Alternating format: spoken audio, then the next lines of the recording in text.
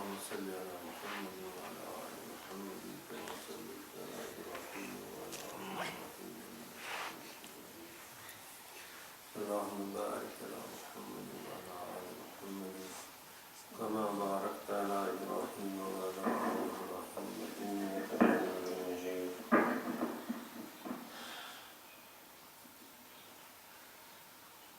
قال الله تعالى في القرآن المجيد أعوذ بالله من الشيطان الرجيم بسم الله الرحمن الرحيم ألف لام ميم ذلك الكتاب لا ريب فيه هدى للمتقين صدق الله العظيم. معزز سامعین کرام، علماء کرام، پیارے بچوں، السلام علیکم ورحمۃ اللہ وبرکاتہ.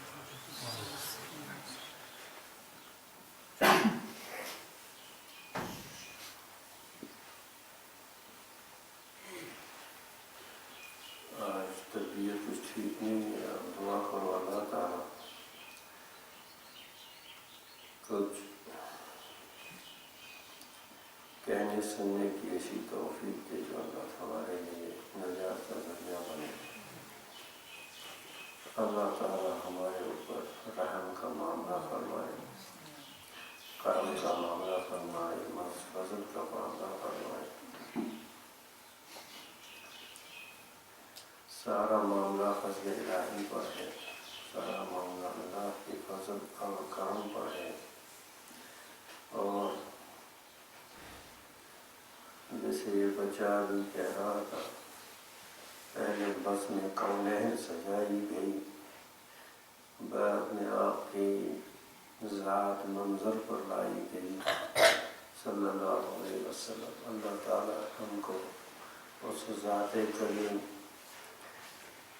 ذات مقدس نبی کریم صلی اللہ علیہ وسلم کو سمجھنے کی اللہ تعالیٰ توفیق نصیب کرے، اور ان سے جو تعلق ہونا چاہیے امتی کا، اللہ تعالیٰ ہم سب کو وہ تعلق نصیب کرے. اس ذات کے کریم کو سمجھے بغیر اور ان سے تعلق کیے بغیر ہدایت اور کامیابی کا راستہ ناممکن ہے. اللہ تعالیٰ سے ہمیشہ دعا کرنی چاہیے کہ اللہ تعالیٰ ہمیں اپنے فضل سے اپنے خاص بندوں میں اللہ تعالیٰ شمار کریں. یہاں اللہ کے فضل سے کچھ عرصے سے سورہ فاتحہ کے بارے میں عرض کیا جاتا رہا. اللہ کرے کہ اللہ تعالیٰ یہ دولت ہمیں نصیب کرے، سورہ فاتحہ کو سمجھنے کی توفیق عطا کرے، اور اس میں جو چھپے خزانے ہیں، جو حقائق ہیں، اللہ تعالیٰ ہم سب کو وہ نصیب کرے. تھوڑی سی کوشش کی گئی کہ سورہ فاتحہ کے بارے میں کچھ عرض کیا جائے، اور یہ تو اللہ کا کلام ہے، اس پر اگر ساری عمر کیا قیامت تک انسان کلام کرے تو اس کا حق پورا نہیں ہو سکتا. لیکن ہمارے اندر جو سستی ہے اور ہمارے اندر جو غفلت ہے، وہ غفلت دور نہیں ہوتی. ہمارے اندر جو دلوں پر زنگ ہے، وہ زنگ دور کرنے کی ہم کوشش بھی نہیں کرتے. اور جو یہ بارہا عرض کیا گیا کہ یہ سمجھنے کے لیے پہلے دل کو صاف کرنا ہے، گناہوں سے بچنا ہے، پھر جا کر سورہ فاتحہ کی اور نماز کی برکتیں حاصل ہو جائیں گی. ورنہ خالی پڑھنے سے اور خالی سمجھنے سے معاملہ نہیں بنتا، کوئی چیز نہیں بنتی. جب تک نہ انسان ایک سعی کرے، ایک مخلصانہ کوشش کرے کہ یہ زندگی ہماری ضائع نہ ہو جائے. اللہ تعالیٰ نے جو ہم پر کرم کیا، قرآن کریم کو نازل فرمایا، قرآن کریم کو ہمارے پاس بھیجا. یہ دولت فرشتوں کو بھی حاصل نہیں فرشتے بھی اس دولت سے محروم رہے. یہ دولت بنی آدم کو دی گئی، امت محمدیہ کو دی گئی، قرآن کریم کی دولت. تو اس سے جتنا بھی انسان اپنا شغف پیدا کرے، اس کے ساتھ جتنا لگاؤ پیدا کرے، اور اس کے ابھی یہ جو سورہ بقرہ، اس کے بعد جو سورہ بقرہ یعنی سورہ فاتحہ کے بعد اللہ تعالیٰ نے قرآن کریم کو سورہ بقرہ سے شروع کیا. اور سورہ بقرہ جو ہے جس میں 286 آیتیں ہیں، اور یہ مدنی سورہ ہے. اور اس میں بقرہ اصل میں گائے کو کہتے ہیں. اس میں ایک واقعہ بقرہ کے گائے کے متعلق ہے جو بنی اسرائیل میں وقوع پذیر ہوا. تو اس سورہ بقرہ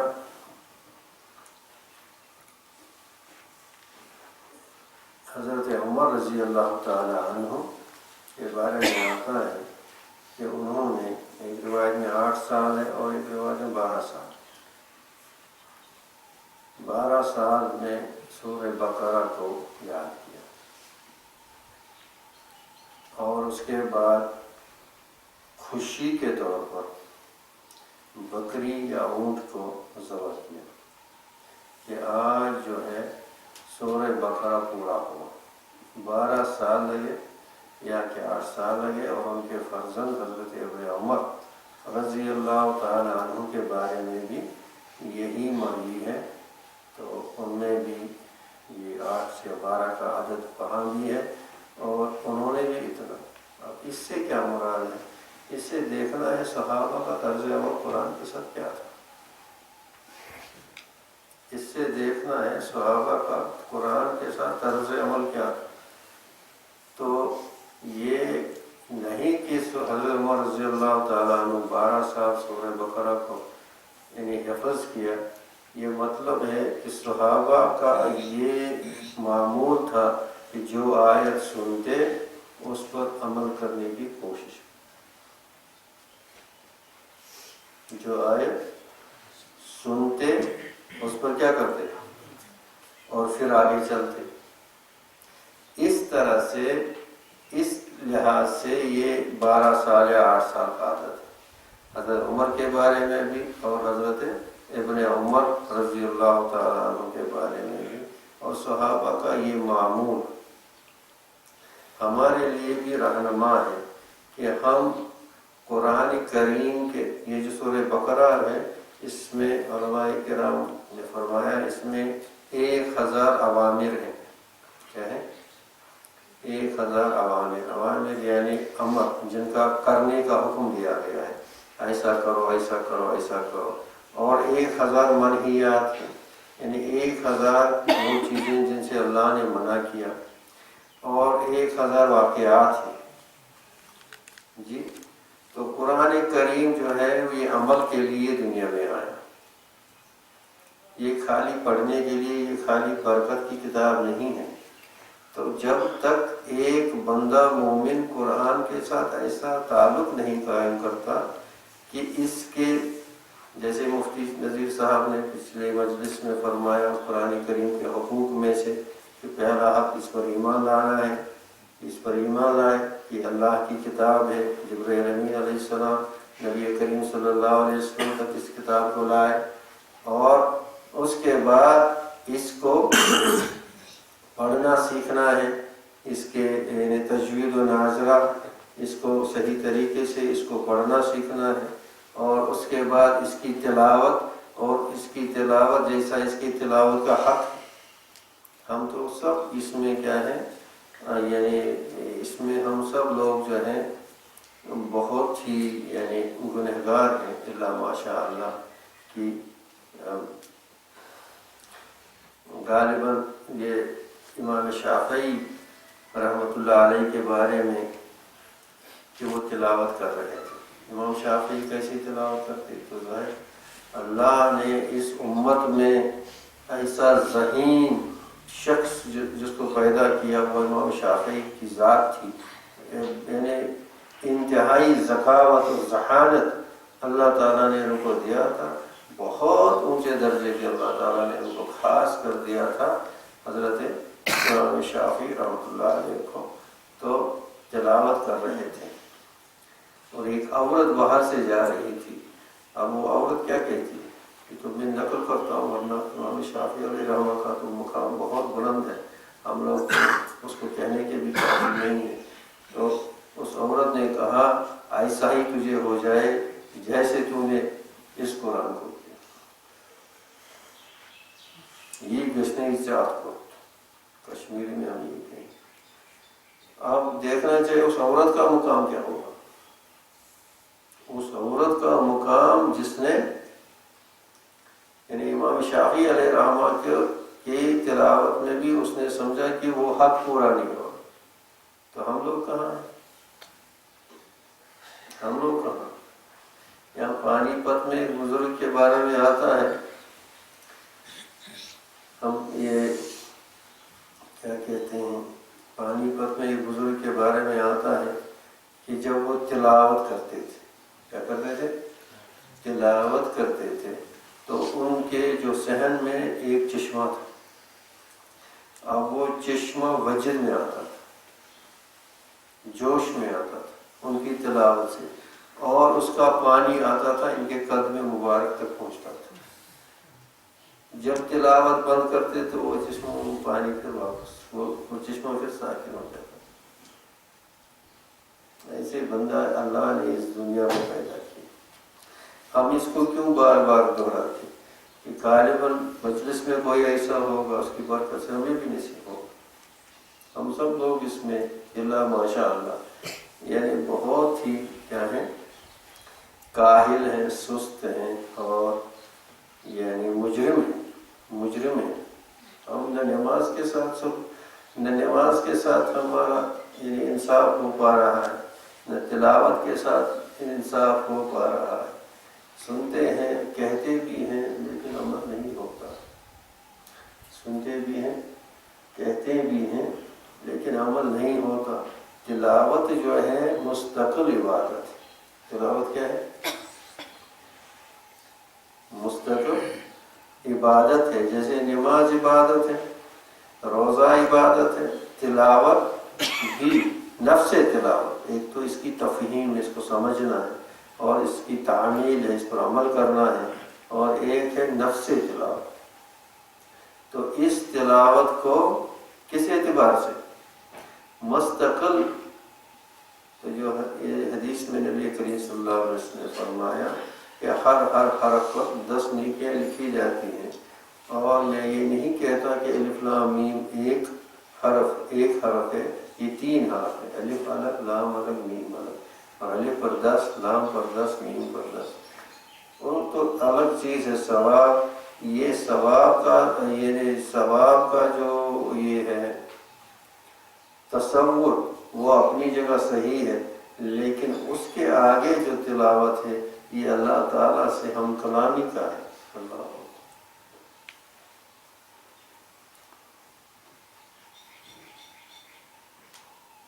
جو حضرت علی رضی اللہ تعالیٰ عنہ کے بارے میں حضرت انہیں یہ روایت کیا گیا, وہ فرماتے تھے کہ جب وہ چاہتے کہ اللہ سے باتیں کریں, جب دل چاہتا تھا اللہ سے, تو نماز شروع کرتے تھے.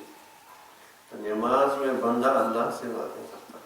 المصلی یناجی ربہ, المصلی یناجی ربہ. جو نماز کو شروع کرتا ہے وہ اپنے مولا کے ساتھ سرگوشی کرتا ہے, اپنے مولا کے ساتھ وہ بات چیت میں کیا ہو جاتا ہے, مشغول ہو جاتا ہے. اللہ کرے ہمیں نصیب ہو جائے. تو جب دل چاہتا تھا کہ اللہ سے باتیں کریں تو نماز کو شروع کرتا, اور جب دل چاہتا ہے اللہ مجھ سے باتیں کرے تو تلاوت کو شروع کرتا. اور صحابہ کے پاس یہی 2 چیزیں تھیں. صحابہ کے پاس یہی 2 چیزیں تھیں. آپ دیکھو صحابہ کی زندگی, تاریخ کے اوراق کا بدلانو, وہاں آپ کو صحابی یا تلاوت میں نظر آئے گا یا نماز میں نظر آئے گا. قرب الہی کو حاصل کرنے کے لیے جو ان کے پاس ذریعے تھے, قرب الہی کو حاصل کرنے کے لیے جو صحابہ کے پاس کیا تھے، ذریعے تھے، وہ تلاوت کلام پاک اور نماز۔ ان دونوں سے ہم ان دونوں کا حق ہم تو کوشش کرتے ہیں، لیکن کچھ اور چیزوں سے ان سے منع نہیں ہے، ان کے بھی فوائد بے شمار ہیں، لیکن یہ مقدم ہے۔ یہ دو چیزیں کیا ہیں؟ اور تلاوت کلام پاک جامع الاذکار ہے۔ تلاوت کلام پاک کیا ہے؟ جامع الاذکار، یعنی ذکر کی کئی چیزیں ہیں۔ یا تو بندہ ذکر کرتا ہے نفی اس بات کا لا الہ الا اللہ، یا ذکر کرتا ہے اس میں ذات کا اللہ اللہ کرتا ہے، یا ذکر درود شریف پڑھتا ہے، یا تحمید پڑھتا ہے الحمدللہ الحمد، یا تحلیل یعنی تمجید پڑھتا ہے، یا تسبیح پڑھتا ہے سبحان اللہ۔ اور قرآن میں یہ ساری چیزیں داخل، قرآن میں ساری چیزیں موجود ہیں، اس لیے قرآن پاک کو کیا بولتے ہیں؟ جامع اذکار۔ اذکار بہت قسم کے ہیں اور قرآن پاک جامع الاذکار ہے، اور اس میں کوئی دو رائے نہیں ہے، اس میں کوئی، اور یہ نص سے ثابت ہے، نص سے ثابت ہے۔ اور دوسری ایک عبادت ہے جو کسی بھی طریقے سے رد نہیں ہوتی۔ یہ دو چیزیں ہیں، ایک ہے لفظ طلاق، اگر کسی نے طلاق کہا، چاہے مذاقاً کہا یا کہ قصداً کہا، یہ واقعہ ہو جاتا ہے، طلاق واقعہ ہو جاتی ہے۔ جی اس نے پڑھا ہے، زور زور سے یوں کرتا ہے تو طلاق واقعہ ہو جاتی ہے، کسی بھی طریقے سے وہ کہے، اگر مذاقاً بھی کہا یا اس طرح سے بھی کہا۔ تو اسی طرح سے درود شریف کیا ہے؟ جس طریقے سے پڑھے، باوضو پڑھے، بے وضو پڑھے، قصداً پڑھے، کسی بھی طریقے سے پڑھے، درود شریف رد نہیں ہوتا، جیسے بھی پڑھے۔ یہ اس بندے کو فائدے، کبھی ایسا نہیں ہوگا کہ اس کا فائدہ اس کو نہیں ہوگا۔ ہاں فائدہ تو درجوں کے مطابق ہوگا، لیکن فائدہ ضرور ہوگا۔ اور اسی طرح سے جو تلاوت کلام پاک ہے، یہ مستقل عبادت، لیکن اس کے آداب ہیں، تلاوت کے آداب ہیں۔ وہ آداب اللہ سے مانگنا چاہیے، اللہ سے مانگنا چاہیے کہ اللہ تعالیٰ وہ آداب۔ اسی لیے اسی لیے کیوں کہتے ہیں کہ مدرسے کے بچے سب سے زیادہ خوش قسمت ہیں۔ مدرسے کے بچوں کو خود اپنے اندر یہ یقین رکھنا چاہیے کہ یہ سب سے زیادہ خوش قسمت ہے۔ اب تہجد سے اٹھتے ہیں، قرآن کلام پاک جب دنیا سو رہی ہے، ان کے ہاتھوں میں کلام پاک ہوتا ہے، معصوم بچوں کے ہاتھ، اور اسی کو 2 دن بھر رکھتے رہتے، دنیا سوتی ہے عشاء کے بعد تو یہ پھر بھی اسی کلام پاک میں۔ تو یہ بہت بڑی دولت ہے، اسی لیے مدرسے کے بچوں کو کہا جاتا ہے کہ یہ بہت ہی خوش قسمت ہے، ساری دنیا سے دوسرے چیزوں میں مشغول ہے، مدرسے کے بچے اللہ کے ساتھ ہمیشہ باتیں کرتے ہیں، اللہ کے کلام کو زندہ رکھتے ہیں، اللہ کے کلام کو سینوں میں محفوظ کرتے ہیں، اور پھر دوسروں تک سناتے ہیں، دوسروں تک پہنچا دیتے ہیں۔ یہ کوئی معمولی چیز نہیں ہے، یہ کوئی معمولی چیز نہیں ہے۔ قیامت میں انہی کا سب لوگ رشک کریں گے، مدرسے کے بچوں پر جنہوں نے حفظ کیا، اور حفظ کے بعد اس کی کیا کی؟ قدر بھی کی اور اس کے تقاضوں کا احترام کیا۔ اللہ تعالیٰ سب کو توفیق دے، شیطان کے شر سے دور رکھے، تو یہ پھر قیامت میں، لیکن یہ پھر ذمہ داریاں بڑھ جاتی ہیں۔ ہاں کلام پاک کے ساتھ یعنی نسبت جب پیدا ہوتی ہے، اس نسبت کے بعد ذمہ داریاں بڑھ جاتی ہیں۔ جیسے اور لوگ ہوں گے، نہیں، مدرسے کے بچے بالکل امتیازی شان کے ساتھ رہنے چاہیے۔ امتیازی شان سمجھتے ہو؟ ڈسٹنکٹیو شان، یعنی جو دوسروں میں نہ ہو۔ اللہ تعالیٰ یعنی ان کو وہ استغنا دیتا ہے، اللہ تعالیٰ ان کو وہ حالانکہ دنیا ان کے پاس کم ہوتی ہے، لیکن اندر جو دولت اللہ نے دی ہے اور دوسرے جو لوگ ہیں مدرسے کے بغیر، ان کو بھی چاہیے، ہم سب کو چاہیے کہ ہم کلام پاک کے ساتھ اللہ سے مانگے کہ ایسا تعلق اور نبی کریم صلی اللہ علیہ وسلم کی ذات اقدس سے وہ تعلق ہمیں نصیب کرے، اور اس رنگ میں ہم رنگ جائیں۔ اس رنگ میں ابھی کیا عرض کیا کہ حضرت عمر رضی اللہ تعالیٰ عنہ نے 12 سال لی، حضرت ابن عمر نے 12 سال لی۔ کس میں 12 سال لی؟ یہ سورہ بقرہ صرف یاد ہی نہیں کہ یہ اس کے رنگ میں رنگ جائے، یہ اس کے رنگ میں رنگ جائیں، یعنی جو سورہ بقرہ کہتا ہے یا جو سورہ بقرہ میں جو بھی آیتیں ہیں، ان کی عمل اس کی کیا ہو؟ شاہد ہو، ان کی ہماری عمل اس کے مطابق ہو۔ اور یہ سورہ بقرہ مدنی سورہ ہے۔ کیا ہے؟ مدنی سورہ ہے، یعنی مدنی اس کو کہتے ہیں، اس کو نہیں کہتے جو مدینے میں نازل ہوئی، مدنی اس سورہ کو کہتے ہیں، ان آیتوں کو کہتے ہیں جو ہجرت کے بعد نازل ہوئی۔ جو ہجرت سے پہلے نازل ہوئی ان کو مکی سورہ کہا جاتا ہے یا مکی آیات کہا جاتا ہے۔ جو ہجرت کے بعد نازل ہوئی ان کو کیا کہا جاتا ہے؟ مدنی۔ اور ان ہجرت کے بعد جو آیتیں مکہ شریف میں بھی نازل ہوئی، جو حضور صلی اللہ علیہ وسلم عمرہ کو آئے یا حج کو آئے، تو حج کے دوران یا عمرہ کے دوران جو آیتیں مکہ شریف میں، اگرچہ وہ ہجرت کے بعد نازل ہوئی لیکن پھر بھی ان کو مدنی ہی کہا جاتا ہے۔ اسی طریقے سے سورہ بقرہ مدنی ہے۔ مدینے میں جب حضور صلی اللہ علیہ وسلم گئے تو سب سے پہلے سورہ بقرہ نازل ہوئی، لیکن ایک ہی بار نہیں نازل ہوئی، 286 آیتیں ہیں، آہستہ آہستہ نازل ہوئی۔ اور اس میں ایک آیت ہے جو سب سے آخری آیت ہے قرآن کریم کی نزول کے اعتبار سے۔ کون کہے گا کون سی ہے؟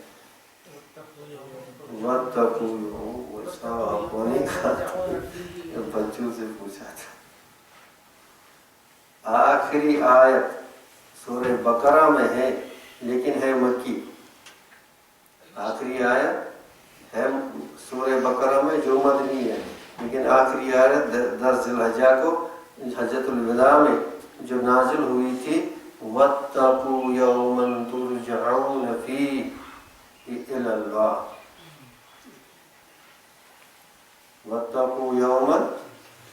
اب یہاں سے قرآن کریم کا یعنی مزاج اور یہ دیکھنا چاہیے کہ اللہ ہم سے کیا چاہتے ہیں۔ آخری آیت پر غور کرنا چاہیے۔ وَاتَّقُوا، اتنا قرآن کریم میں اتنے مضامین، اتنی چیزیں، اور آخری سورت جو پوری سورت نازل ہوئی آخری، وہ کون سی ہے؟ اذا جاء نصر اللہ۔ جب یہ سورت نازل ہوئی تو ابو بکر صدیق رضی اللہ تعالیٰ عنہ رونے لگے۔ کوئی نہیں رویا، ابو بکر رویا۔ اسی لیے حضرت علی رضی اللہ تعالیٰ عنہ فرمایا کرتے تھے، اللہ نے جو ابو بکر کو دیا ہم اس کا رشک بھی نہیں کر سکتے، یعنی ہمارے لیے ممکن ہی نہیں ہمیں حاصل ہو، تو اب رشک کرنا کیا پڑے؟ اللہ نے جو ابو بکر کو دیا ہم اس پر رشک بھی نہیں کرتے۔ اذا جاء نصر اللہ، اب دیکھو اذا جاء نصر اللہ کی مدد آئے، والفتح ورأيت الناس يدخلون في دين اللہ افواجا، آپ دیکھیں گے لوگ فوج در فوج اس میں داخل ہو جائیں گے۔ اب اس میں رونے کی کیا بات ہے؟ بشارتیں ہیں۔ لیکن حضرت ابو بکر رضی اللہ تعالیٰ، تو حضرت ابو بکر رضی اللہ تعالیٰ عنہ ایک صحابی تھے۔ یہ فہم قرآن جو ہوتا ہے اس کے مراتب ہیں، اس کے درجات ہیں۔ یہ جو علم ہے، علم سمجھو، اگر علم کو مثال آپ دیں گے ایک بحر کے ساتھ، ایک سمندر کے ساتھ، علم الہی کو، اب سمندر سے کیا نکلتی ہے؟ چھوٹے سے دریا نکلتے، سمندر سے کیا نکلتے؟ چھوٹے سے دریا نکلتے ہیں۔ جو انبیاء کا علم ہے یہ مثل دریاؤں کے ہے جو سمندر سے نکلا ہو۔ اور دریا سے کیا نکلتے ہیں؟ اور چھوٹی سی ندیاں نکلتی ہیں۔ جی، یہ جو خلفاء ہوتے ہیں وہ خلفاء وہ ان کا علم، اور ان چھوٹی ندیوں سے کیا نکلتی ہیں؟ چھوٹی نالیاں نکلتی ہیں، یہ علماء کا علم، اور ان نالیوں سے پھر وہ چھوٹی چھوٹی ٹریبیوٹریز سے ان کو کہتے ہیں چھوٹی چھوٹی وہ، یعنی یہ عوام کا علم۔ فوق کل ذی علم علیم، ہر عالم کے بعد اور اصل علم کی انتہا اللہ کے پاس ہوتی ہے، اور وہ تو بے انتہا ہے، اس میں کوئی انتہا نہیں، اس میں کوئی حد نہیں۔ تو اللہ کا علم، اور اللہ تعالیٰ اپنا علم بقدر یعنی استطاعت، بقدر استطاعت بندوں کو عطا کر دیتا ہے۔ اگر یہ بحر سمندر اگر دریا میں آ جائے تو دریا کا ہو جائے گا، رہے گا۔ اگر وہ دریا کسی ندی میں آ جائے وہ ندی رہے گی، اس میں طغیانی آئے گی۔ اسی اللہ حضرت کیا آگے آگے چلو، وہ ندی بڑی ندی ایک چھوٹی نالی میں، اسی طرح سے اگر علماء کا علم عوام میں وہ تحمل نہیں، عوام اگر علماء کے علم سے باخبر ہو جائے تو امام راضی نے کیا ان سے دور ہو جائیں گے۔ اگر علماء خلفاء کا علم پر یعنی یہ کیا کہتے ہیں دسترس پائے فنبازو، اگر خلفاء انبیاء کے علم پر مطلع ہو جائے فخالفو،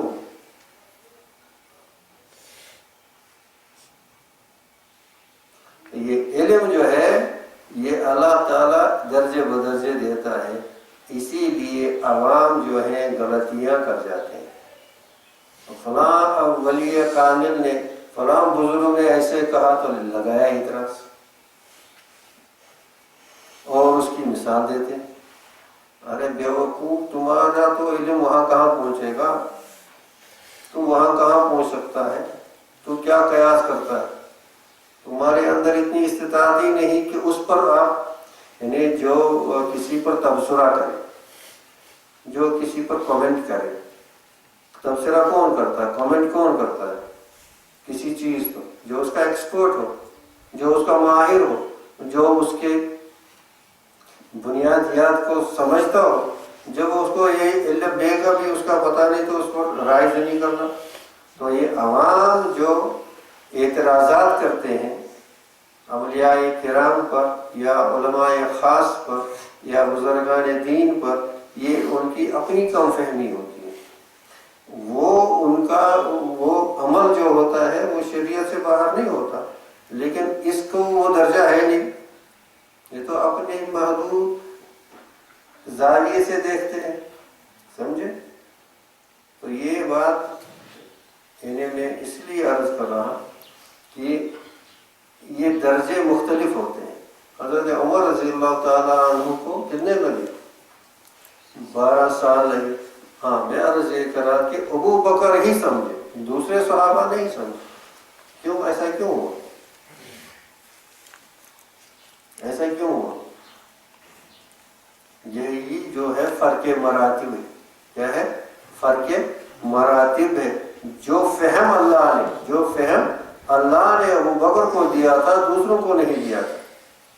اسی لیے فرمایا قیامت میں پوری امت کے لیے ایک جلوہ ہوگا دیدار الہی کا، اور ابو بکر کے لیے اکیلے ایک جلوہ خاص ہوگا، صرف ان کے لیے ہوگا۔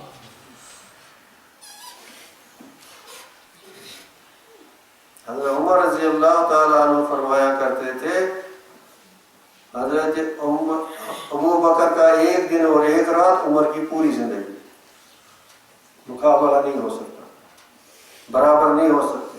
غار ثور کی رات اور صلح حدیبیہ کا دن، حضرت عمر نہیں سمجھ پا رہے، حضور صلی اللہ علیہ وسلم کے پاس جاتے ہیں، کیا آپ اللہ کے نبی نہیں ہیں؟ کیا قرآن حق نہیں ہے؟ کیا آپ سچے نبی نہیں ہیں؟ آپ یہ صلح کیوں کر رہے ہیں؟ آپ یہ وہ صلح جو حدیبیہ میں ہوا بظاہر شکست نظر آ رہی حضرت عمر، اپنے خیمے میں حضور اقدس صلی اللہ علیہ وسلم، پھر وہاں سے گئے حضرت ابوبکر کے خیمے میں گئے اور ان سے بھی یہی سوال کیا۔ حضرت عمر نے رضی اللہ تعالیٰ عنہ نے جو سوال حضرت ابوبکر سے کیے وہی سوال حضرت عمر سے بھی کیے۔ کیا اسلام حق نہیں ہے؟ کیا اللہ کے نبی صلی اللہ علیہ وسلم نبی حق برحق نہیں ہے؟ کیا قرآن حق نہیں ہے؟ یہ سارے سوال کیے۔ جو جوابات حضور اقدس صلی اللہ علیہ وسلم نے دیے اپنے خیمے میں بھی آئین ہی وہی جوابات ابوبکر نے بھی دی، بھی آئین ہی جو انہوں نے جواب دیے وہی بھی آئین ہی حضرت ابوبکر رضی اللہ تعالیٰ عنہ۔ اور ایک چیز میں جو آپ کو بتانے جا رہا ہوں وہ کبھی نہیں سمجھو گے، صرف اس مثال سے سمجھو گے، کبھی یہ ورنہ نہیں سمجھو گے۔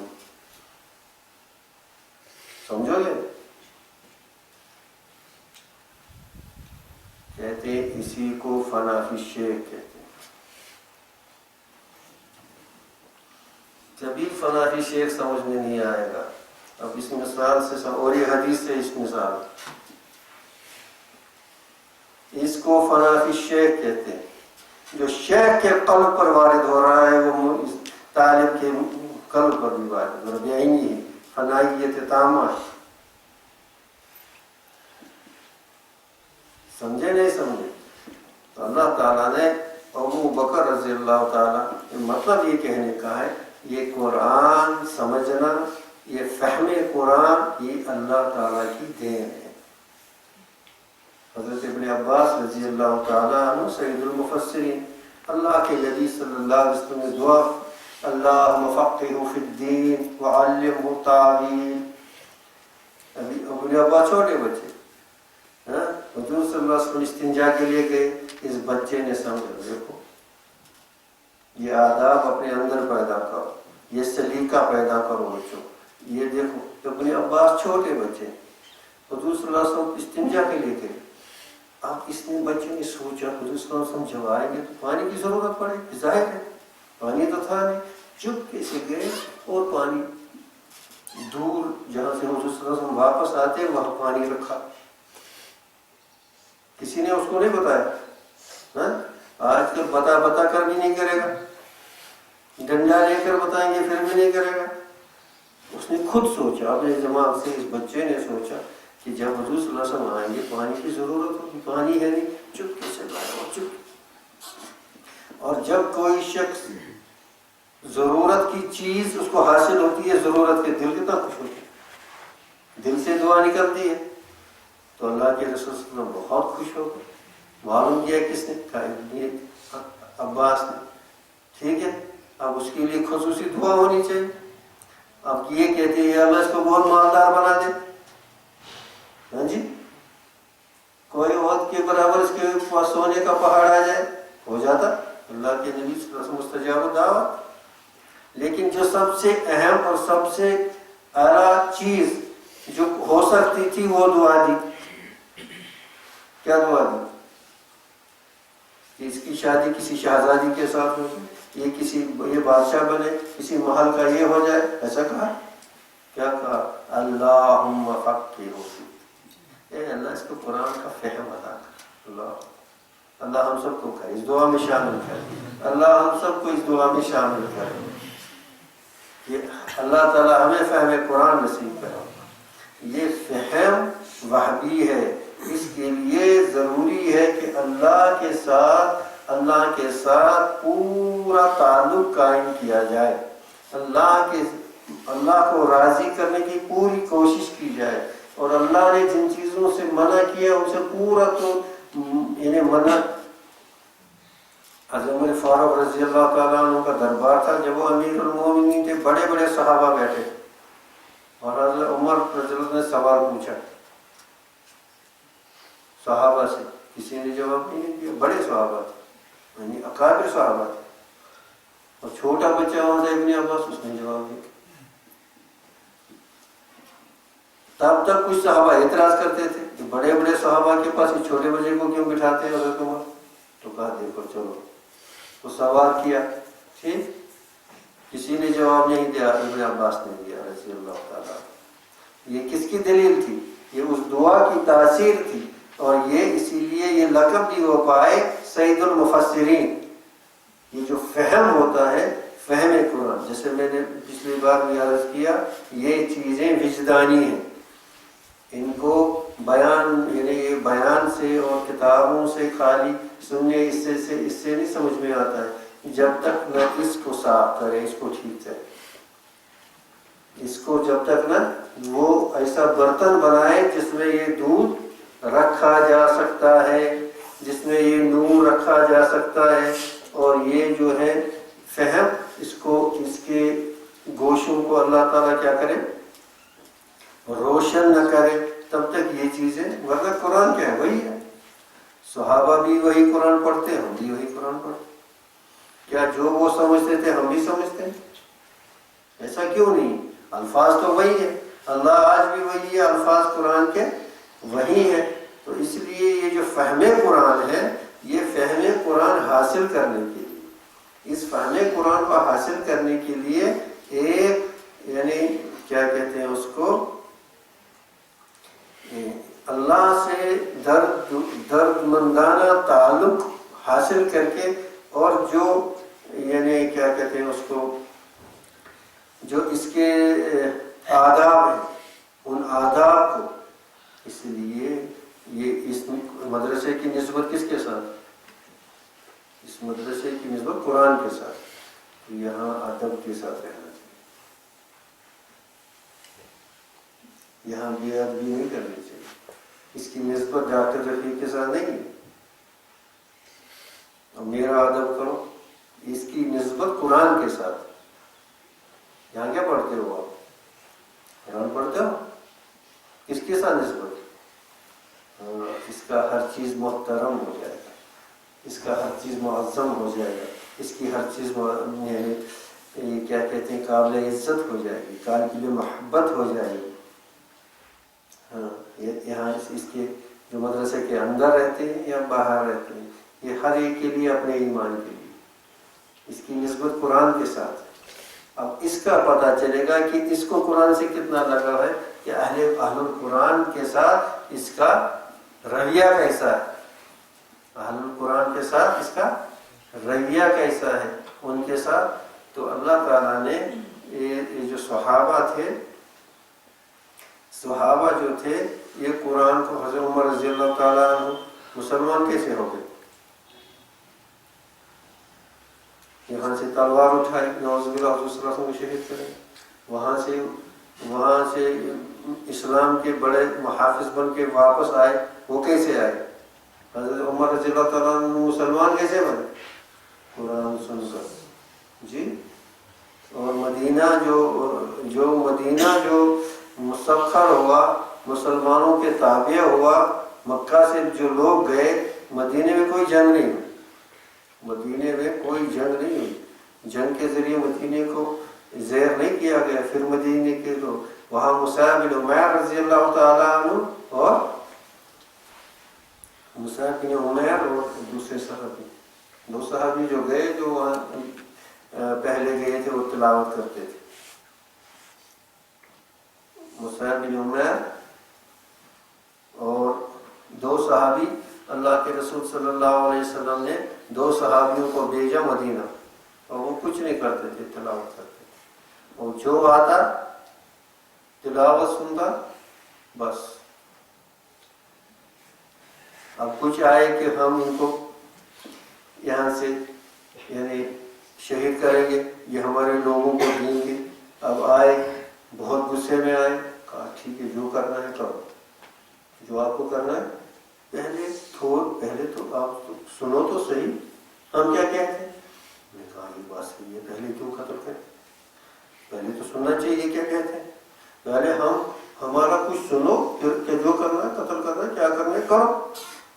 اب تلاوت شروع کی، جو تلاوت شروع کی فوراً انہوں نے کلمہ پڑھ دیا وہاں سے۔ تو اس طرح سے اہل مدینہ ایمان لائے ہیں قرآن کو سن کر، اور قرآن نے اعلان ہی کر دیا کہ اگر یہ آپ سے پناہ چاہتے ہیں، آپ ان کو پناہ دے دو، فاجروا حتی یسمع کلام اللہ، اگر کوئی آپ کو پناہ مانگے آپ اس کو تب تک پناہ دے دو جب تک نہ وہ قرآن سنے. اگر قرآن سننے کے بعد وہ انکار کرتے وہ الگ چیز، لیکن سماعت قرآن کو کیا بنایا گیا؟ شرط بنایا گیا، حتی یسمع کلام اللہ. جی تو اللہ تعالیٰ سے دعا کرنی چاہیے. ہم بہت دور، یہ تو بار بار یاد رکھنا چاہیے، یہ جو کہا کہ وہ معزز ہوئے زمانے میں صاحب قرآن ہو کر اور ہم ذلیل و خوار ہوئے تارک قرآن ہو کر. ہم ذلیل و خوار ہوئے تارک قرآن ہو کر. ہاں قرآن سے شغف بہت ضروری ہے، ذکر کی مجلسیں بھی ضروری ہیں، لیکن فکر کا درجہ ذکر کے اوپر ہوتا ہے. سمجھتا نہیں سمجھتا؟ تفکر ساعت خیر من 60 سنہ كما قال علیہ الصلوۃ والسلام. تفکر ساعت خیر من عبادت 60 سنہ كما قال علیہ السلام. ایک ساعت کا تفکر، ایک سیکنڈ کا تفکر کرنا، ایک سیکنڈ کا 60 سال کی، یعنی کیا کہتے ہیں اس کو، شب بیداری سے بہتر. 60 سال کی عبادت ریاضت سے بہتر ہے. کیا؟ تفکر ساعتن. تفکر سمجھتا ہے ایک مقام ہے، تفکر ایک مقام ہے. ہاں اللہ کرے ہمیں نصیب ہو جائے. کشمیری میں کسی نے کہا ہے، کشمیری اب لوگ سب ہنسو گے پھر،